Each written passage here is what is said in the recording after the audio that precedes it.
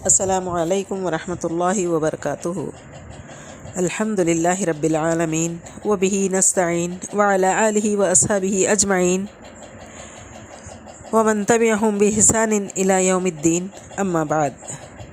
وعن المغیرة بن شعبہ رضی اللہ عنہ ان رسول اللہ صلی اللہ علیہ وسلم قال ان اللہ حرم علیکم عقوق الامہات ووأد البنات ومنع الوهات وكره لكم قيل وقال وكثرة السؤال وإزاءة المال، متفق عليه۔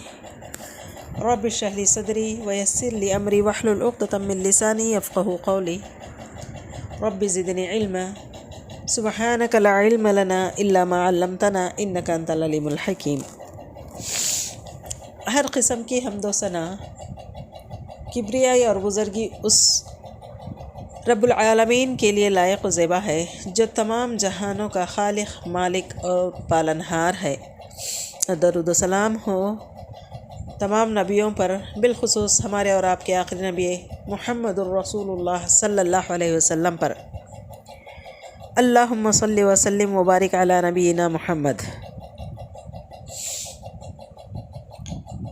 عزیز طالبات و معزز سامعین، ابھی میں نے آپ کے سامنے جو حدیث پڑھی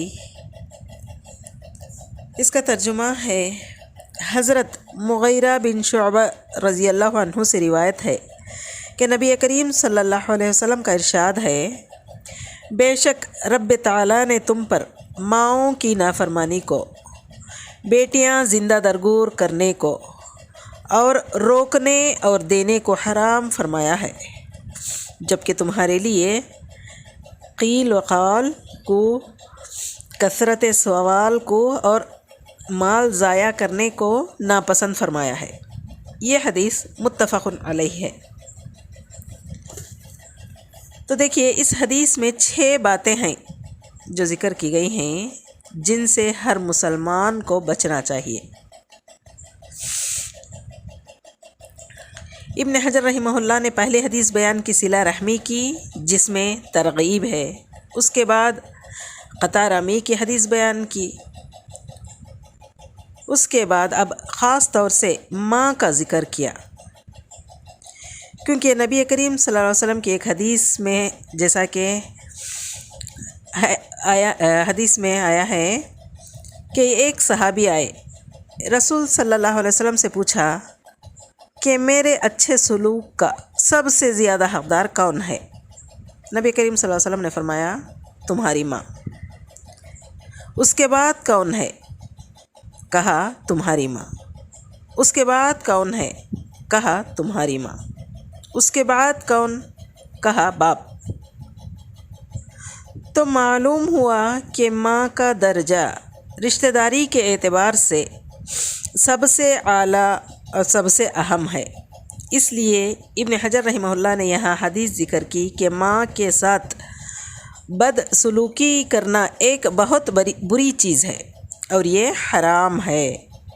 ماں کا دل دکھانا، ماں کو رلانا، ماں کو ستانا، ماں کو تکلیف دینا، ماں کی خدمت نہیں کرنا، ماں کی ضروریات پوری نہیں کرنا، ماں کو گالی دینا، یہ جو ساری چیزیں ہیں یہ اسی کے ضمن میں آتی ہیں، یعنی حقوق الامہات۔ حقوق نہیں ہے، یعنی عین سے ہے، حقوق الامہات یعنی ماؤں سے بدسلوکی۔ اس میں ساری مائیں ہیں، چاہے وہ مومنہ ہو چاہے کافرہ، سب کے ساتھ میں مسلمان کو چاہیے کہ اپنی ماؤں کے ساتھ میں اچھا سلوک کرے۔ اسی طرح تو آئیے دیکھتے ہیں یہ 6 چیزیں کیا ہیں حدیث میں، اور بھی 5 چیزیں ہیں جن کو ہم سمجھنا چاہیے۔ اس سے جو علمی فوائد ہیں، جو اخلاق ہیں، ان ساری چیزوں کو سمجھنے کی کوشش کرنا چاہیے۔ اس حدیث میں 2 حصے ہیں، دیکھیے، ان اللہ حرم علیکم، اس ٹکڑے میں 3 باتیں بیان کی گئی ہیں۔ کہا کہ اللہ نے تم پر حرام کر دیا ہے، پھر 3 چیزیں بیان کی گئیں۔ اس کے بعد کہا کہ وہ کریہ لکم، اور اللہ نے تمہارے لیے اس چیز کو سخت ناپسند کیا ہے۔ اور پھر 3 چیزیں بیان کی گئی ہیں، ایک میں حرمت کا بیان ہے اور دوسری بات میں کراہت کا بیان ہے۔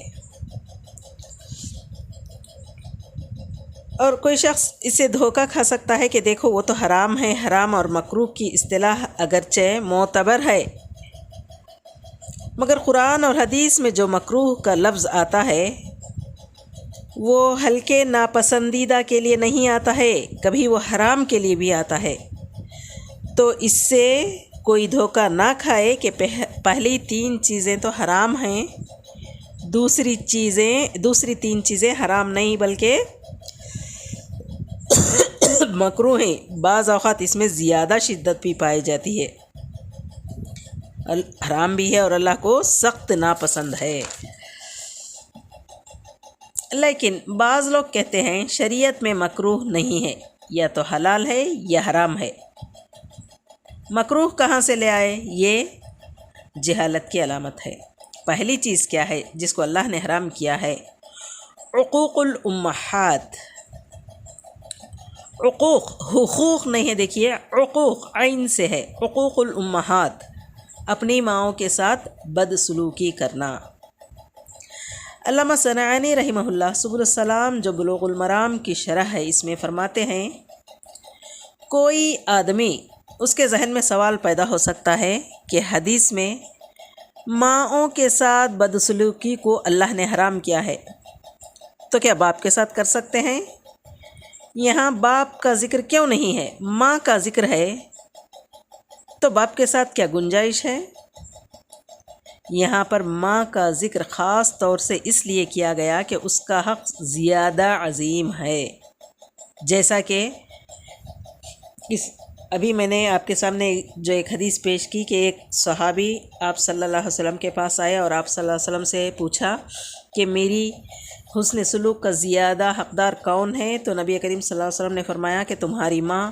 پھر دوسری بار تیسری بار بھی پوچھنے پر فرمایا کہ میرے حسن سلوک کا زیادہ حقدار کون ہے؟ تو نبی کریم صلی اللہ علیہ وسلم نے فرمایا کہ 3 مرتبہ کہا کہ تمہاری ماں، تمہاری ماں، تمہاری ماں، اور چوتھی مرتبہ بھی صحابی نے پوچھا کہ میرے حسن سلوک کا زیادہ حقدار کون ہے؟ تو چوتھی مرتبہ نبی کریم صلی اللہ علیہ وسلم نے فرمایا کہ تمہارا باپ۔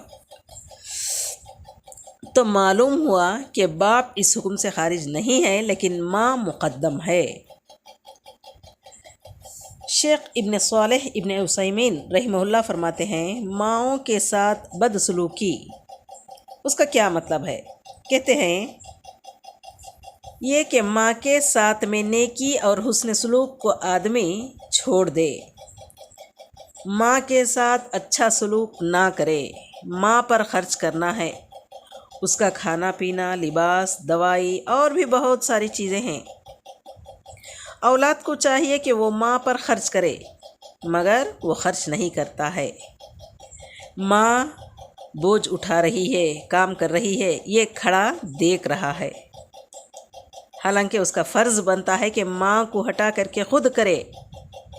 اگر ماں کچھ کام کرنا چاہ رہی ہے تو اس کی مدد کرے، لیکن وہ اولاد مدد نہ کرے تو یہ اس کے ساتھ بدسلوکی ہے۔ ماں بیمار ہے، اس کی دیکھ بھال کرنا، اس کو دوا دینا، اس کو امید دلانا وغیرہ وغیرہ، یہ ساری چیزیں اس کی تیمارداری میں آتی ہیں۔ اگر ایسا نہ کرے تو یہ بھی عقوق الوالدین یعنی والدین کے ساتھ بدسلوکی میں سے ہے۔ خرچ کرنا، مدد کرنا اور بیماری میں اس کے لیے دیکھ بھال کرنا، یہ ساری چیزیں صلہ رحمی میں آتی ہیں۔ یہ ساری چیزیں نہ کرنا قطع رمی ہے، ماں کے ساتھ بدسلوکی ہے۔ کہتے ہیں عقوق یہ صلہ رحمی کے برعکس ہے، یعنی اس کا صلہ رحمی کا اپوزٹ عقوق ہے۔ صلہ رحمی نہ کرنا، ان کی مصلحتوں کے لیے قائم نہ ہونا یا ان کی مصلحتوں کی حفاظت نہ کرنا، یہ ماں کے ساتھ بدسلوکی میں شامل ہے۔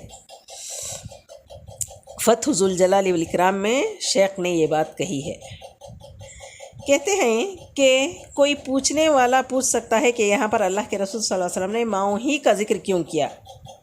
کہتے ہیں کہ اس لیے کہ عام طور سے قطع رحمی جو ہوتی ہے یہ ماؤں ہی کے ساتھ ہوتی ہے، اس لیے کہ باپ جو ہوتا ہے وہ آدمی ہے، قوی ہے یعنی طاقتور ہے، وہ اپنا حق اپنے ہاتھ سے چھین کے لیتا ہے، لیکن عورت جو ہوتی ہے وہ مسکینہ ہوتی ہے، کمزور ہوتی ہے۔ اسی لیے کہتے ہیں کہ بد سلوکی عام طور سے ماں کے ساتھ ہوتی ہے۔ باپ سے تو خوب ڈرتا ہے، اس کے ساتھ بد سلوکی نہیں کرتا ہے، لیکن ماں کمزور ہوتی ہے، جواب نہیں دیتی ہے، اپنا حق چھین کے نہیں لے سکتی ہے، لہذا اولاد ماں کے ساتھ بد سلوکی کرتا ہے۔ اس لیے حدیث میں خاص طور سے ماں کا ذکر آیا ہے۔ خصوصاً دیکھیے ہمارے معاشرے میں اکثر ماں کی عمر باپ سے زیادہ ہوتی ہے اور بڑھاپا ماں پر جلدی آتا ہے،